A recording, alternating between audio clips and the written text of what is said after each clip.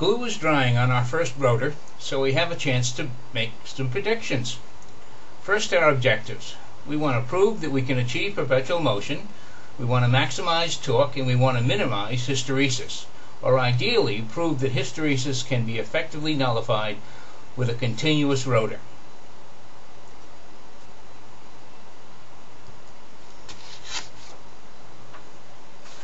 So we have parts to build 2 motors and 3 rotors.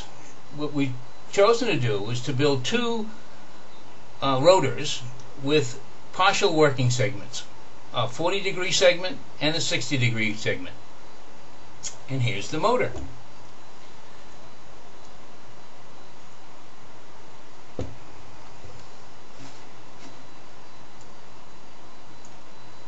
It has end caps like a regular motor. It has a stator, and it has a rotor.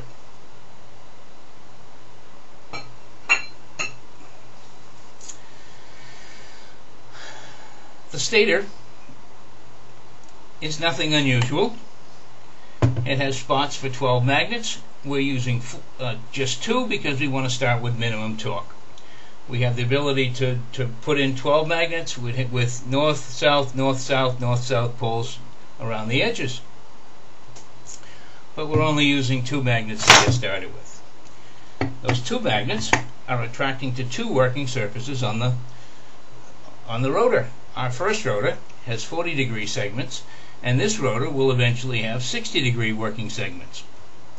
Looking at the 40-degree segment, as the working segment comes into the magnetic field, there's a strong attraction, and there should be some point in the middle where there's no attraction, and there's a point of opposite attraction on the other side. Normally, what happens is that the attraction forces are more than cancelled by the exiting forces because of hysteresis, and therefore things don't want to spin.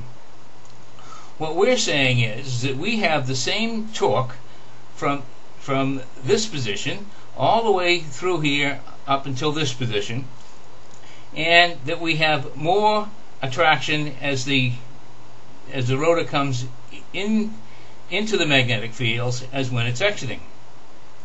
So the objective is to have a short pole and then have a pole that's 50% larger, and we're saying that we're going to have the same torque all along this segment, so we're going to have more torque for a longer length, and everything else will be the same.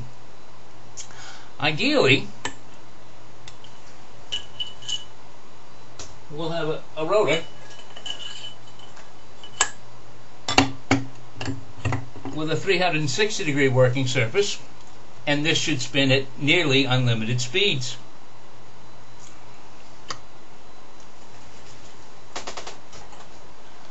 So here's what we predict.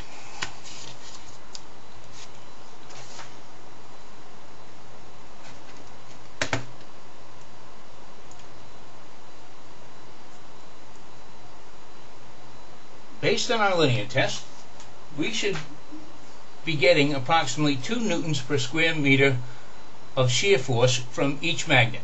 We have the magnets are approximately 4 square centimeters, so we should be getting about 8 newtons per magnet. This could be 20% higher based on we're now using higher grade magnets, or 84% lower based on a failed design change.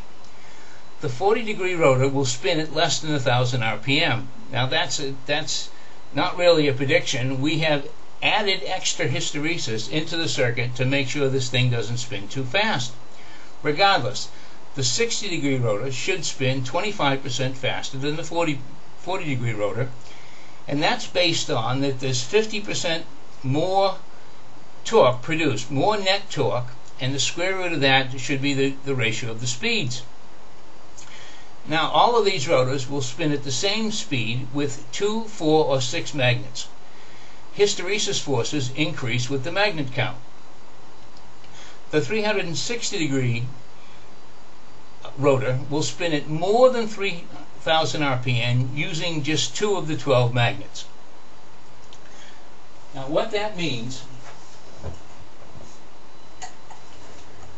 If those predictions are true, this motor with the complete rotor will put out 3.7 kW, approximately 10 Newton meters of torque at 3,600 RPM. And we don't know what the upper limit is. We're certainly going to find out. That's all right. The 3.7 kW is using all 12 magnets, of course.